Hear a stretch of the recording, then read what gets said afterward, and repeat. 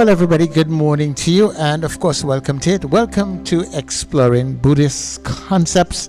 This is where we are joined by Cassie Senghor on a Thursday, and it's a real pleasure to have Cassie inside as always. Cassie, fantastic morning to you. How are you doing this morning? I'm doing all right this morning, Sir Charles. A fantastic morning to you also and to the listeners. There's a bit of instability with the internet. I got a little sign there, and every time, that there's a stop, like a hiccup, I wonder if it's going to go off. But so far, so good, and I hope that it continues to be stable, not just now or for my program, but throughout the day. I don't want to miss anything, Yeah. Well, it's good to have you, and your voice sounds nice and strong and coming through very clear this morning. All right, yeah. So what are we about today on Exploring Buddhist Concepts? Well, today we continue as best we can. I try to link what we did before with what we are doing now. And having introduced meditative breathing, and having heard your comment, earlier on this morning about it, I continue in that vein. So, giving thanks to the Buddha, what we call the Buddha, the Dharma, and the Sangha, and praying that, they are taking refuge in them and they guiding over what is the proceedings here.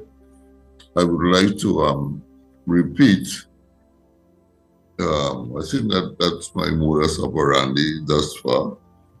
I will begin by repeating the last breathing exercise that we did, which is the third one. There are three in the literature that I'm using. So this is meditation C. In the breathing meditation C, in the literature that I'm using, and that literature is a book titled Brew Your Own Happiness by Thering Paldron, who I interviewed here, who was here for a few weeks, not too long ago. And very good book if you look it up on Amazon, those of you who are interested in meditation and, Buddhism and the concepts and the practices, more importantly. You can, look up the book and make a purchase. So the breathing meditation C, A and B grew a little bit, and C is it's not too long either. There are 1, 2, 3, 6, 8 pointers in breathing meditation C, which we ended with last week. So it says, focus on the coming and going of your breath. Breathe normally without forcing it. Feel the rhythm of this movement, a coming and going, similar to that of waves. Feel yourself being rocked by it and let go. Observe how the air flows in and out. Center yourself in the chest area and imagine that you are breathing with your heart. Imagine it expanding when you breathe in and contracting when you breathe out. Every time you breathe out, feel yourself emptying your body of all tension. When you bring your attention back, do it in a relaxed way. Don't fight the thoughts, don't follow them, let them go. At the end, inhale deeply, and as you exhale, come back, stretch your legs and arms, stand up slowly. Now remember that in the first set of breathing, posture is important. You know, we assume a particular posture and so on, that you can get the maximum effect from the exercise. And this posture has to do with feeling your feet on the ground, feeling the weight of your body on the chair, or if you are sitting cross-legged in lotus position, which is the best, but which is not much always possible for many people, Westerners and elderly and so on. So you sit on a chair to feel the weight of your buttocks on the chair, your arms on the legs, stretch your spine. You know, the head is a heavy weight, so you kind of allow it to stretch upwards, like to the sky, which would help the spine to stretch up. Then you begin to feel the small of the back and so on. There are other aspects of posture, such as putting your tongue upwards to the back of the top teeth, and your eyes, you can close them, half close them, or keep them open, preferably downwards.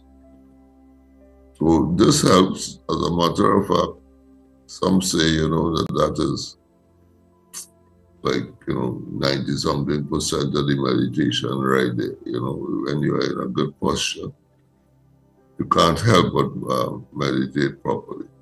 So in a situation like that, where you are in a good posture and that you are breathing in and out, how the Buddha started it is by saying, breathing in, I know I am breathing in, and breathing out, I know I am breathing out.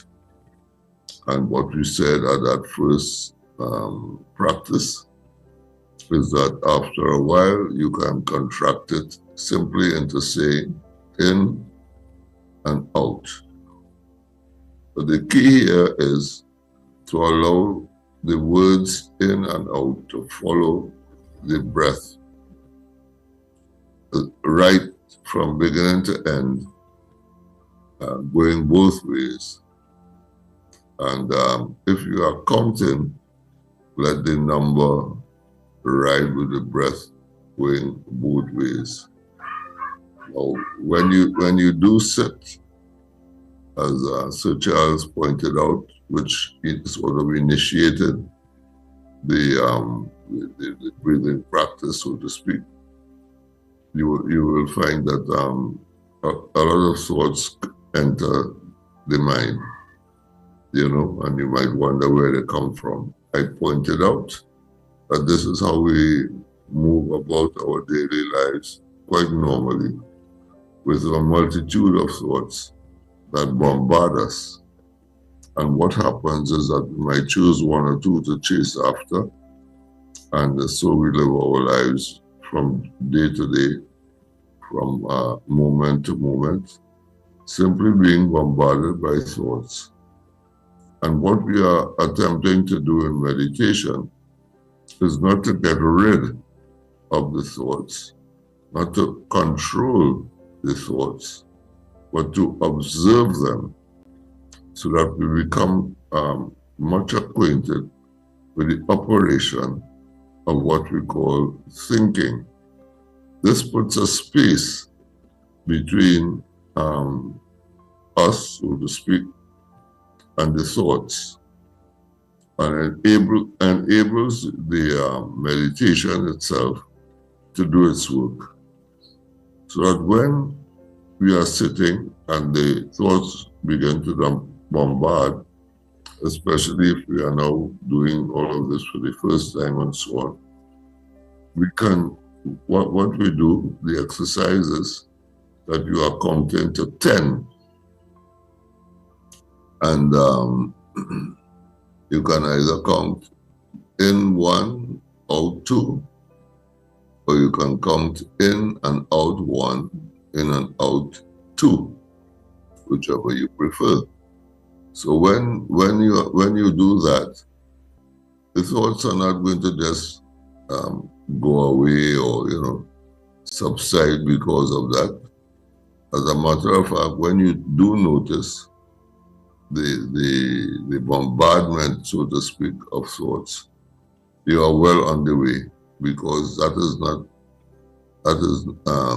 we don't normally do that then. We don't normally recognize that we are being bombarded by thoughts.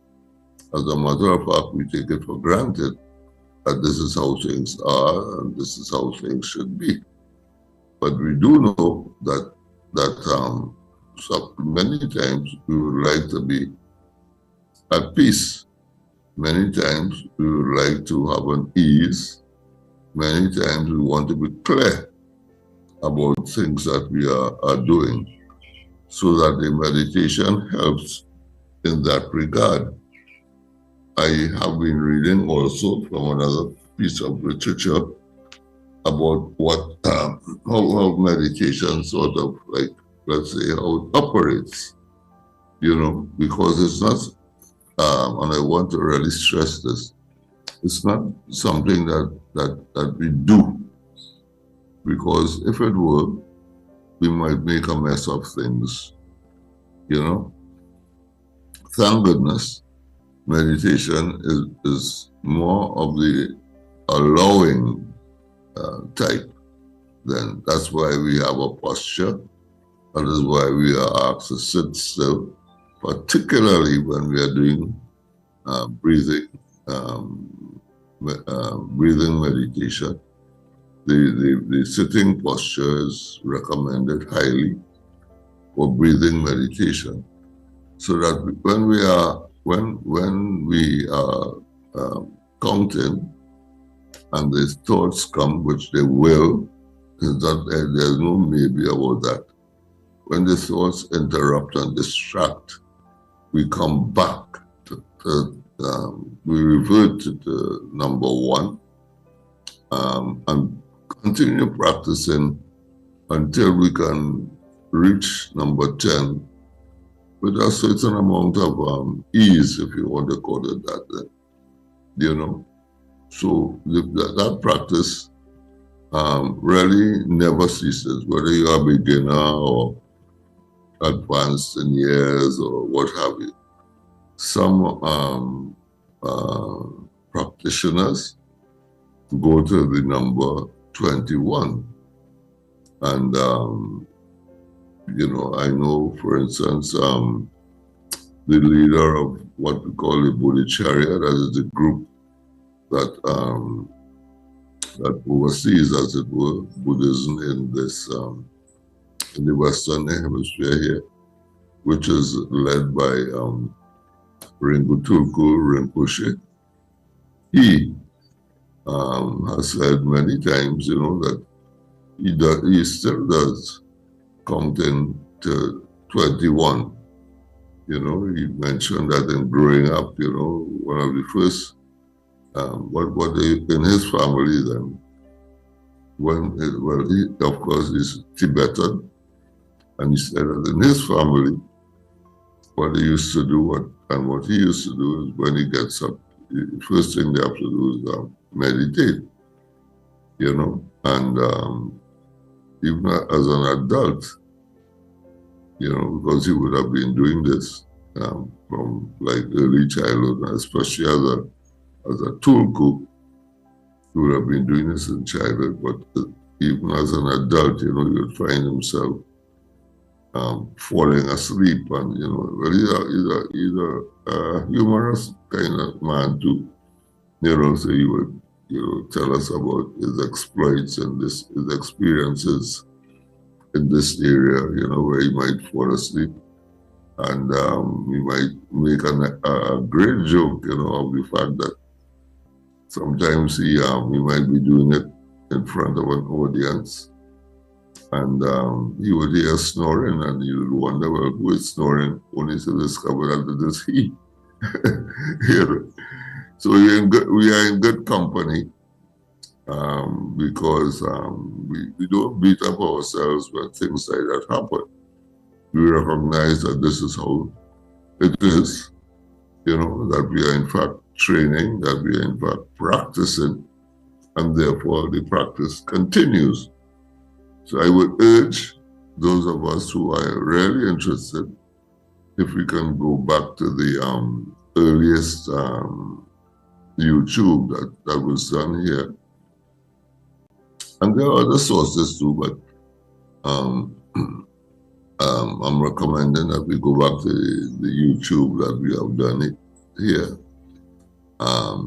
to get the pointers on how to practice them. Where we sit in the posture, where we count, and where we keep coming or going back to number one when we are distracted. As a matter of fact, when we realize that we are distracted, we are already back in the meditation. Now, the reading that I was doing in the literature says, I would have read some of this already, but it is worth repeating, of course, that the ways of meditation are not cut off from life, nor do they avoid life. Now, I have a question for you listeners out there, which I will pose a little later on. It says here, on the contrary, they are all connected with our life, our daily activities, our sorrows and joys, our words and thoughts.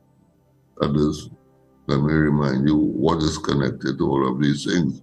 Meditation is connected to all of these things, our moral and intellectual occupations. And it goes on to talk about the four main sections into which meditation is divided, which is meditation in the body, etc., etc. All right, we won't go into that in any detail at this point in time. One of the most well-known, popular, and practical examples I continue to read of meditation connected with the body is called the mindfulness or awareness of in and out breathing. It is for this meditation only that a particular and definite posture is prescribed in the text. That is the text from which is used, which the words of the Buddha is the text that they are talking about. And the Buddha went into, of course, detail as to the breathing and the other aspects. I just mentioned that there are four. Well, the first one is about breathing. So, it is for this meditation, that is the breathing only, that a particular and definite posture is prescribed in the text.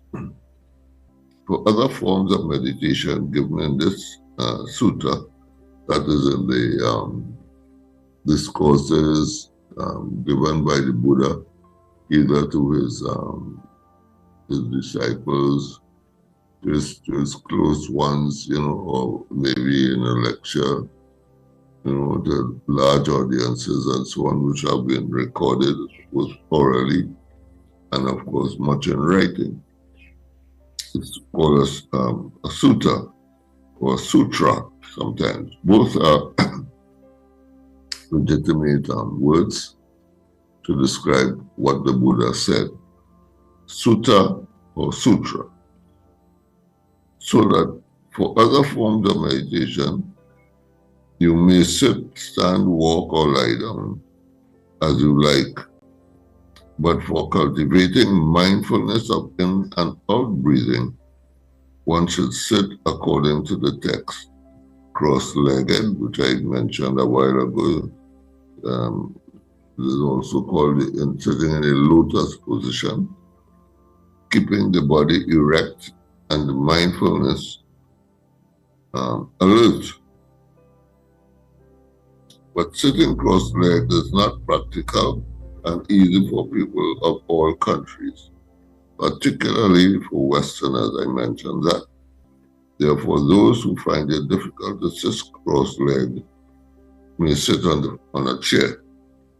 I mentioned that too, keeping the body erect and mindfulness alert.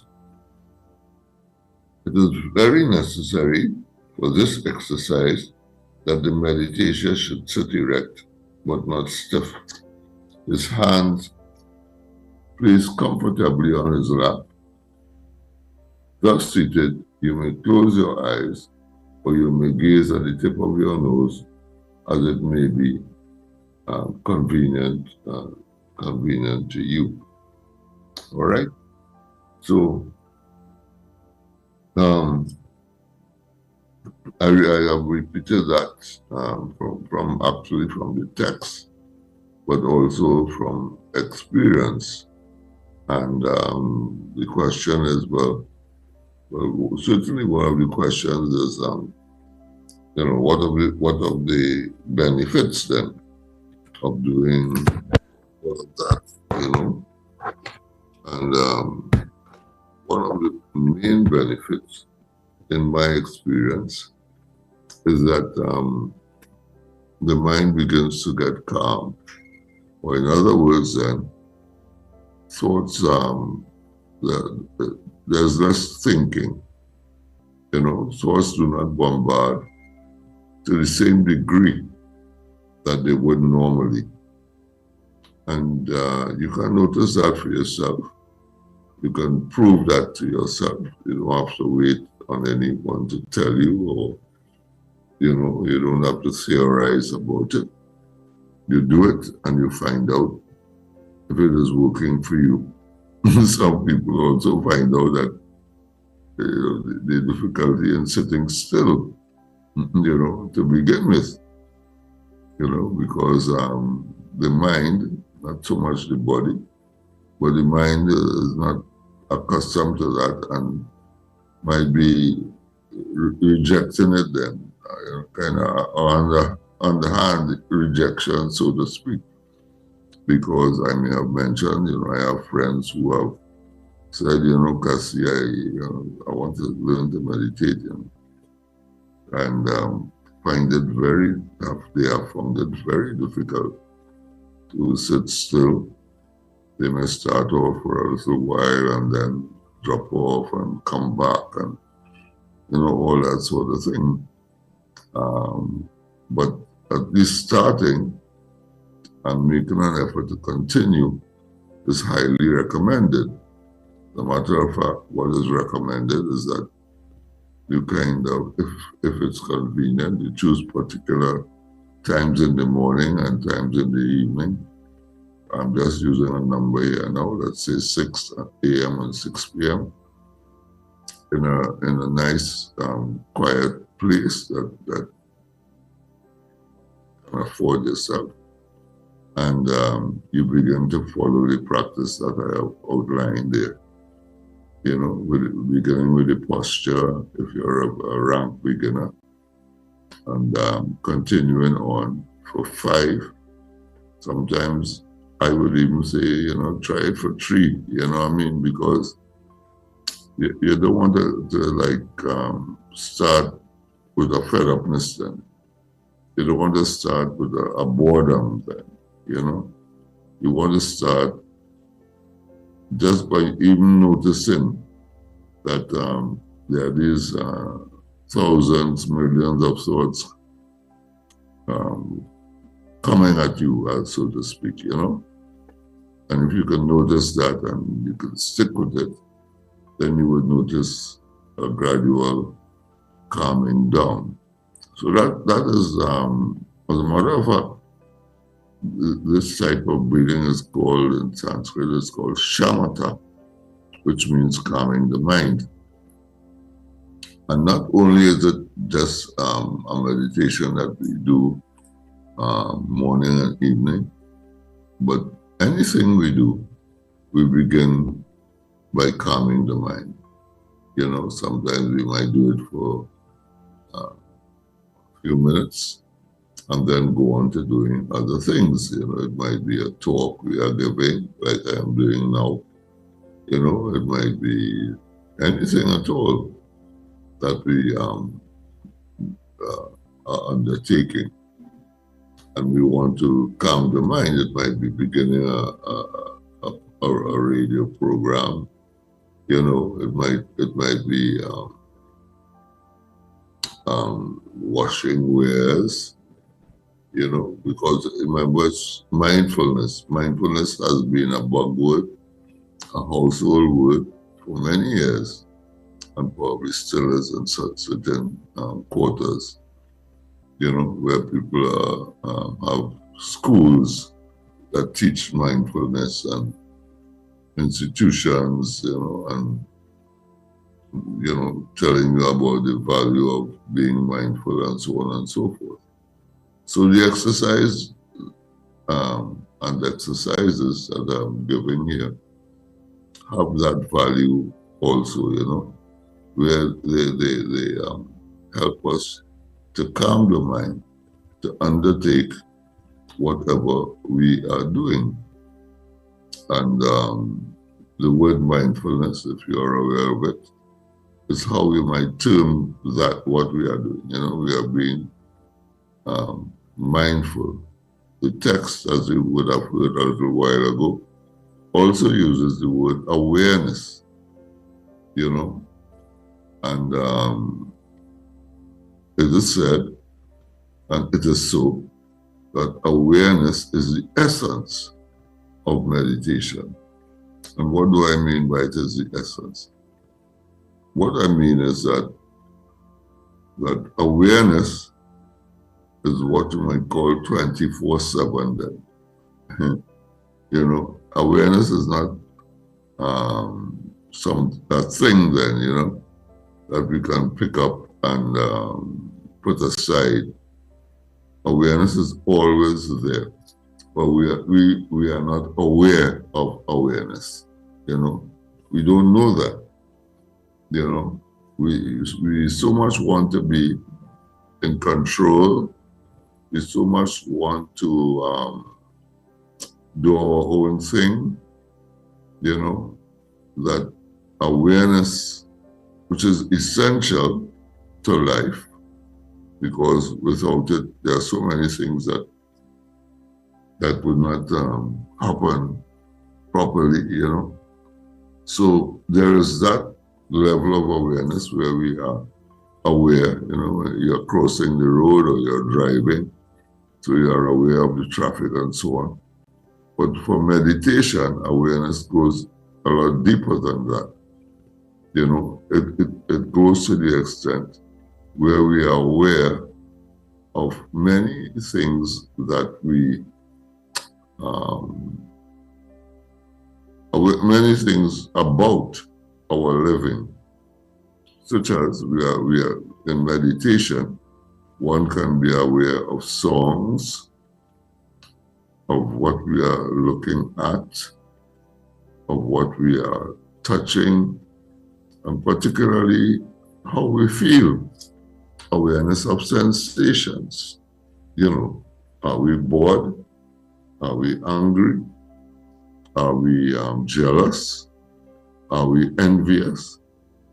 And awareness takes us into those realms by, again,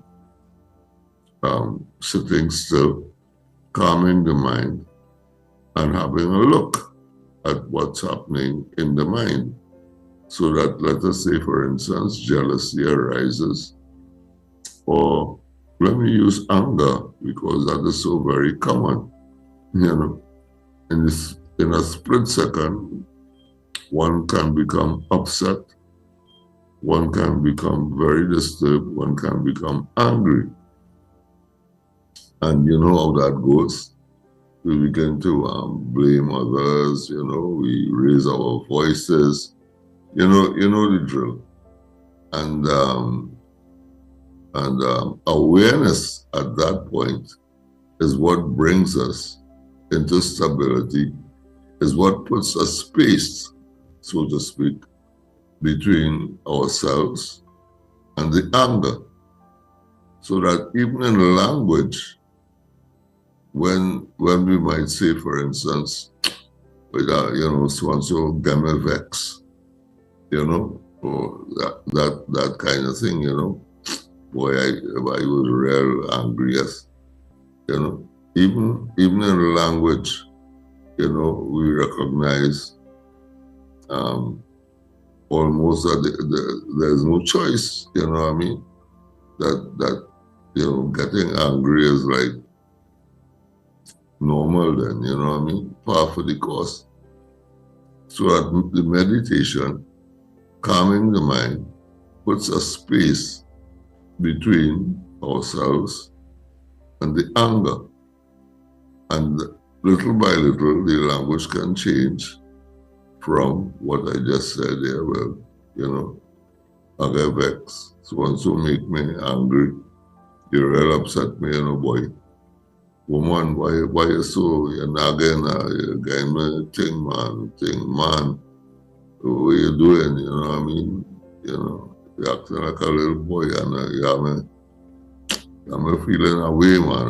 I real vex with you, as the case might be, So the meditation now puts a space between you and the anger, and the language can gradually begin to change now from your game effects or I am angry to there is anger. This is a significant difference, because now there is a space in which you have choice,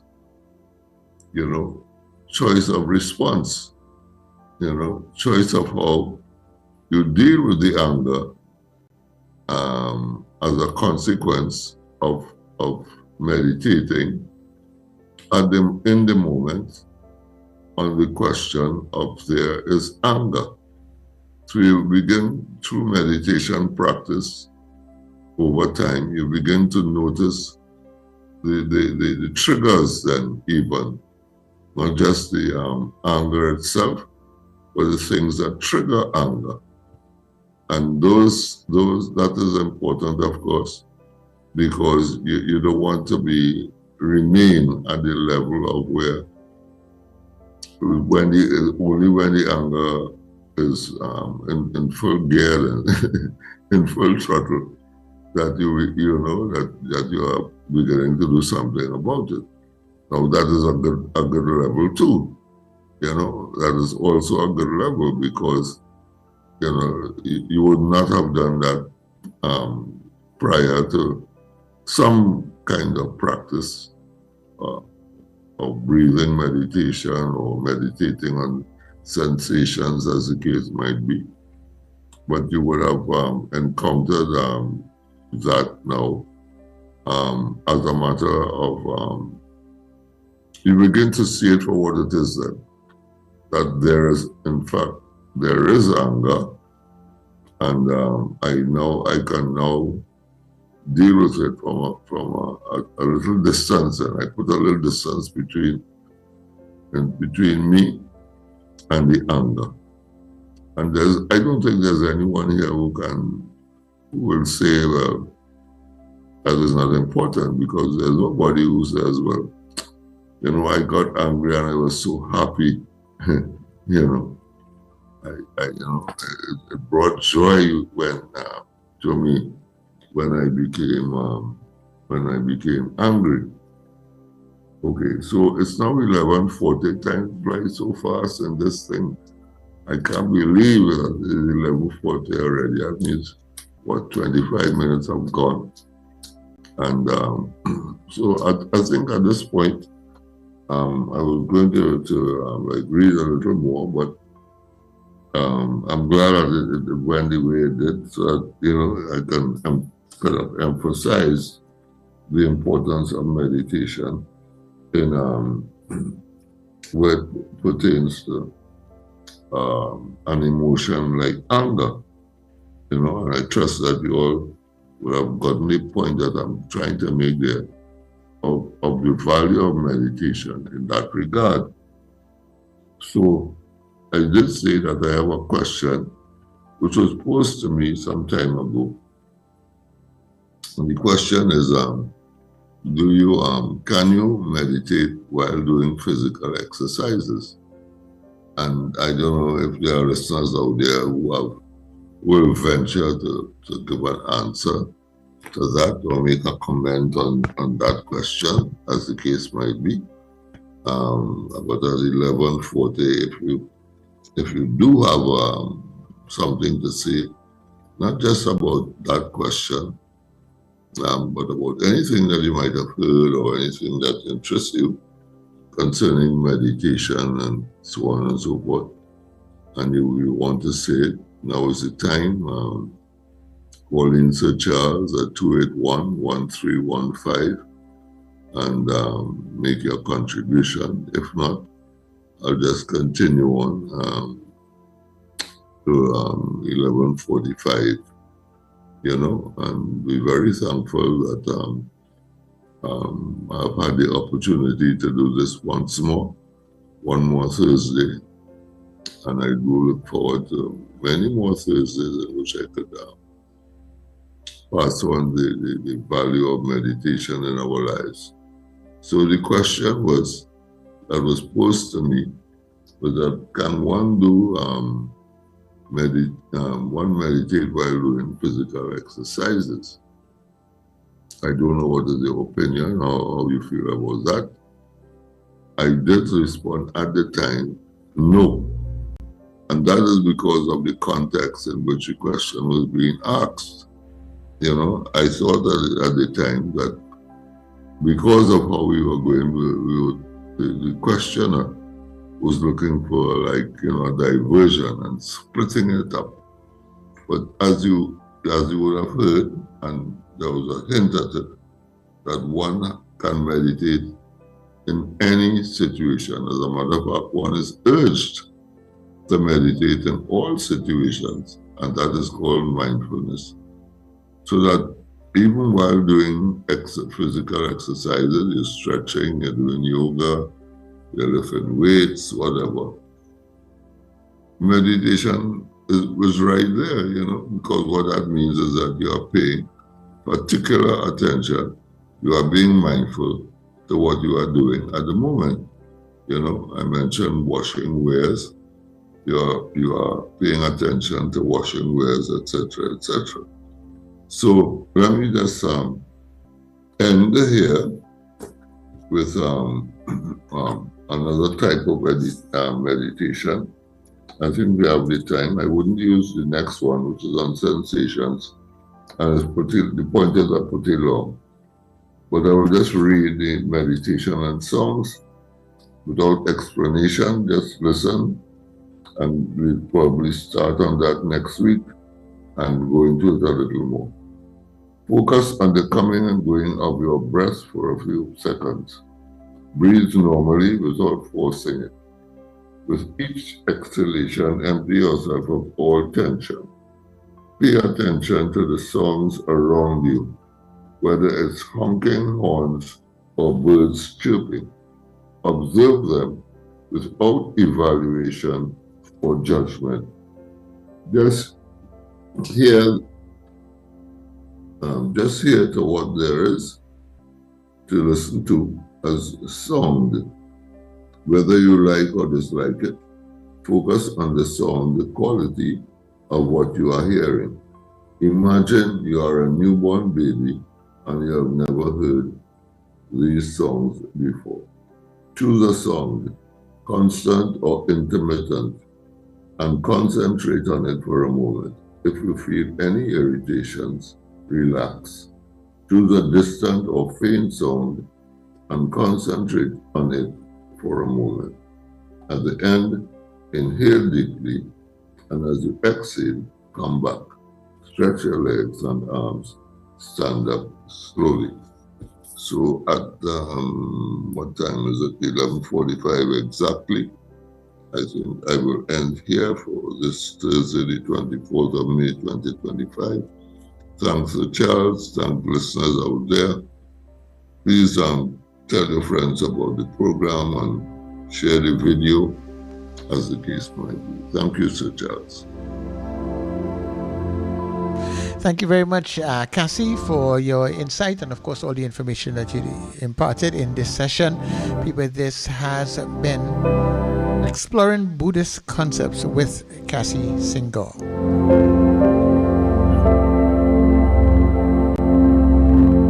May I be filled with loving kindness. May I be well. May I be peaceful and at ease. May I be happy. May you be filled with loving kindness. May you be well. May you be peaceful and at ease. May you be happy. May we be filled with loving kindness. May we be well. May we be peaceful and at ease.